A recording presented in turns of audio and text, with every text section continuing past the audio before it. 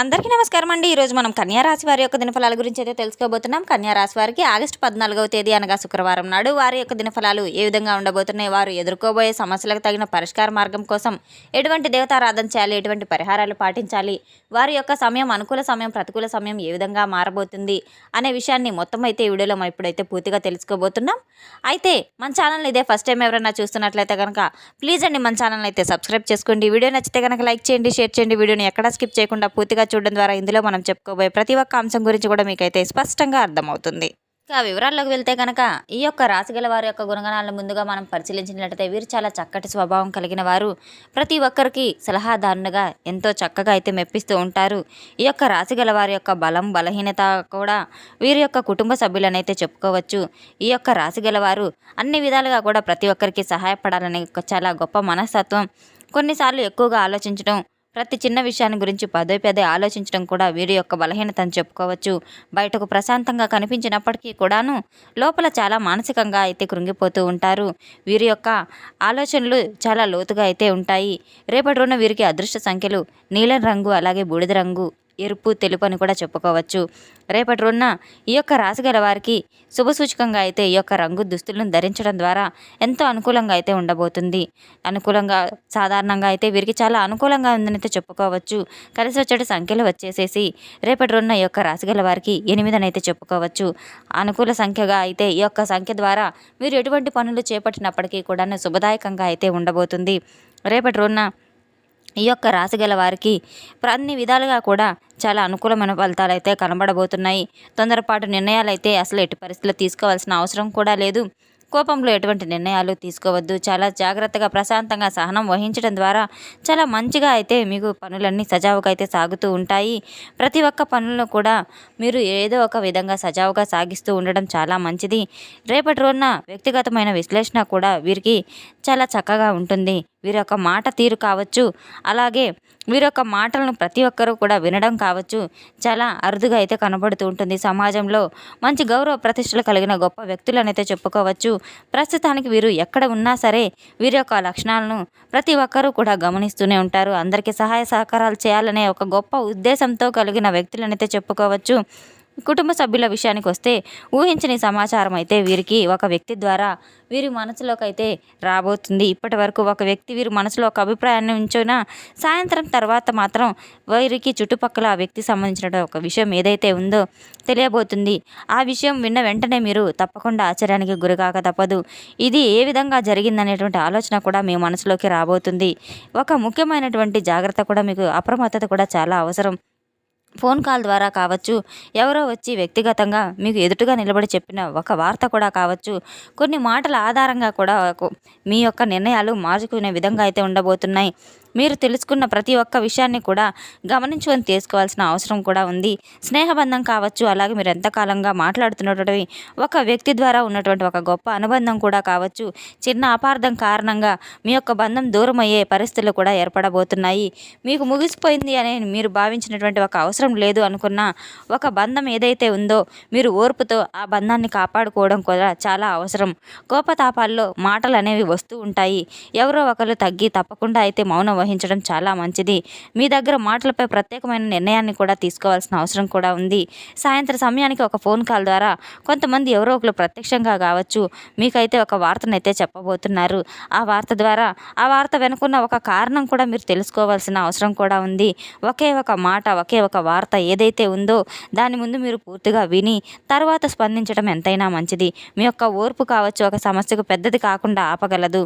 మీరు ఎంతో ప్రశాంతమైన వాతావరణం నెలకొనడం ద్వారా కూడా మీ మధ్య ఉన్న ప్రవర్తన ద్వారా మానసికంగా ఇబ్బంది పడుతున్నటువంటి అనిపించినప్పటికీ కూడాను మీ యొక్క ప్రవర్తన ఏ విధంగా ఉంటుందనేది తప్పనిసరిగా అయితే మీకు అనుకోలోకి తీసుకోబడుతుంది.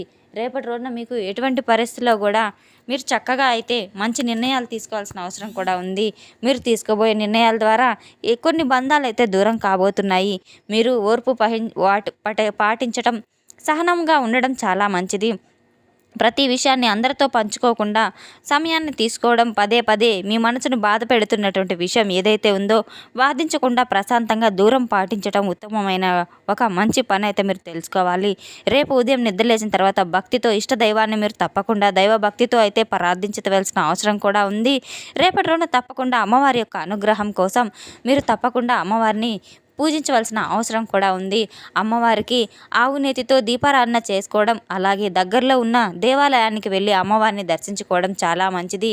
ఎర్రని తెల్లని దుస్తులను అమ్మవారికి సమర్పించడం, పసుపు కుంకుమలతో అమ్మవారిని పూజించడం చాలా మంచిది. అలానే తామర పుష్పాలు ఎర్రవి తెల్లవి వాటితో కూడా పూజించడం ద్వారా అమ్మవారి యొక్క అనుగ్రహం మీపై ఎల్లవేళలా ఉంటుంది. ముందుగా ఇంటినంతా శుభ్రపరచుకొని శుభ్రతతో ఇంటినంతా పసుపు నీళ్లు చల్లుకొని సాంబ్రాణి ధూపం వేస్తూ అగరబత్తీలు వెలిగించటం, ఇటువంటివన్నీ కూడా చేసుకోవాలి. తులసి కోట దగ్గర కూడా తప్పకుండా దీపారాధన చేసుకోవాల్సిన అవసరం ఎంతైనా ఉంది. తులసి కోట దగ్గర కూడా తప్పకుండా మీరు కనీసం బెల్లం ముక్కనైనా సరే నైవేద్యంగా సమర్పించాలి. రేపటి రోజున గోమాత పూజించడం మీకు చాలా మంచి శుభ ఫలితాలను అయితే ఇస్తుంది. గోమాతను పూజించడం ద్వారా మీకు చాలా చక్కటి శుభ ఫలితాలు, సకల సిద్ధులు కలుగుతాయి. గోమాతకు ఆహారం, అలాగే పచ్చిగడ్డి, ఆకుకూరలు ఇటువంటివన్నీ కూడా తినిపించడం ద్వారా మంచిగా అయితే మీకు రేపటి రోజున ప్రతి కార్యసిద్ధి కూడా సులభంగా అవుతుంది. రేపటి రోజున మీకు ఆకలితో ఉన్నటువంటి ఎవరికైనా సరే భోజనం పెట్టడం, అలాగే అవసరంగా ఉన్న వారికి బియ్యం, పప్పులు వంటివి దానం ఇవ్వడం కూడా చాలా మంచి శుభసూచకంగా అయితే ఉండబోతున్నాయి. మనస్ఫూర్తిగా చేయడం అయితే చాలా ముఖ్యమని అయితే గుర్తుపెట్టుకోండి. రేపటి రోజున మీరు గోశాలకు వెళ్ళైనా సరే గోవులకు తగిన ఆహారం తినిపించి తప్పకుండా గోమాతను మీరు పూజించడం చాలా మంచిది. సాధ్యమైనంత వరకు మీరు మీతో వచ్చినంతగా ప్రతి ఒక్కరికి సహాయం చేయడం చాలా మంచి గుణం అయితే తెలుసుకోవాలి. రేపటి రోజున తప్పకుండా మీరు లలిత సహస్రనామాలు, అలాగే విష్ణు సహస్రనామాలు, కనకదార స్తోత్రాలు మీరు అన్నీ కూడా పఠించడానికి కుదరకపోయినా కనీసం వినడానికి టీవీ ద్వారా, మొబైల్ ద్వారా వినే అవకాశం కూడా ఉంది కనుక తప్పకుండా వినడం ద్వారా మీకు లక్ష్మీ కటాక్షం తప్పకుండా అయితే సిద్ధిస్తుంది. భయాలన్నీ తొలగిపోయి కుటుంబంలో శాంతి నెలకొనాలని తప్పకుండా అమ్మవారిని మీరు సంకల్పంతో వేడుకోవాలి. ఈ యొక్క రాశిగల వారు ఎవరు ఏం చేస్తున్నారు అనే విషయం కావచ్చు, అలాగే ఒక ఆలోచన వారి యొక్క శక్తి వృద్ధి చేసుకోకుండా ఎవరు ఏం చేయగలరు అని చాలా జాగ్రత్తగా ఆలోచించవలసిన అవసరం కూడా ఉంది. అనవసరమైన వ్యక్తుల గురించి అనవసరమైన ఆలోచనలు అసలు వద్దు. ఎదుటి వ్యక్తుల గురించి అసలు ఆలోచించటం మంచిదే కాదు. మీ యొక్క వివేకం రేపటి రోజున చాలా జాగ్రత్తగా ఉండవలసిన అవసరం కూడా ఉంది. ఎంతోమంది మన మధ్య గొడవలు పెట్టాలని అయితే చూస్తూ ఉంటారు. స్నేహబంధం కావచ్చు, తోబుట్టువులు కావచ్చు, ఎవరైనా కానీ వారి మధ్య ఎవరైనా మధ్యలో ఏమైనా చెడు మాటలు చెప్పడానికి ప్రయత్నించే మూడో వ్యక్తి మాటలు అస్సలు వినవద్దు. చాలా జాగ్రత్తగా మీ యొక్క బంధంపై నమ్మకాన్ని ఉంచి మీ యొక్క బంధాన్ని విడిపోనివ్వకుండా చాలా అప్రమత్తంగా ఉండవలసిన అవసరం కూడా ఉంది. మీ యొక్క సొంత విషయాలు ఎవరితో అస్సలు పంచుకోవద్దు. ఎవరితో షేర్ చేసుకోవాల్సిన అవసరం కూడా లేదు. మీరు మీ యొక్క కుటుంబ సభ్యులతో మీకు కావాల్సిన పనులన్నీ కూడా కుటుంబ సభ్యులతో చర్చించుకొని తర్వాత నిర్ణయించుకోవడం ఎంతైనా మంచిది. వ్యాపార అభివృద్ధికి తప్పకుండా అయితే మీకు రేపటి రోజున మంచి ఫలితాలు కూడా రాబోతున్నాయి. వ్యాపార అభివృద్ధి చేసే ముందుగా మీరు తప్పకుండా దైవారాధన చేసుకోవడం చాలా మంచిది. దైవాన్ని ప్రార్థించుకొని వ్యాపారం ప్రారంభించుకోవడం ద్వారా వ్యాపారం నలుమూలలా విస్తరించి ఆర్థికంగా చాలా మంచి ఫలితాలు కూడా రాబోతున్నాయి. తెలుసుకున్నాం కదండి ఒక రాశి గల వారికి ఎటువంటి ఫలితాలు రాబోతున్నాయి అనే విషయాన్ని. మన వీడియో మీకు నచ్చినట్లయితే కనుక ప్లీజ్ అండి లైక్ చేయండి, షేర్ చేయండి. వీడియోని ఎక్కడ స్కిప్ చేయకుండా పూర్తిగా చూసి మాకు సపోర్ట్ చేసినందుకు చాలా చాలా ధన్యవాదాలు. Thanks for watching.